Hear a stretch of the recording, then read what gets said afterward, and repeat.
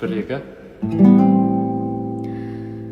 Шобаны шетіп түн айды, жасары тағы мұңайды, жалғыздық билеп көңілі, жүрегі үнсіз жылайды. Жылама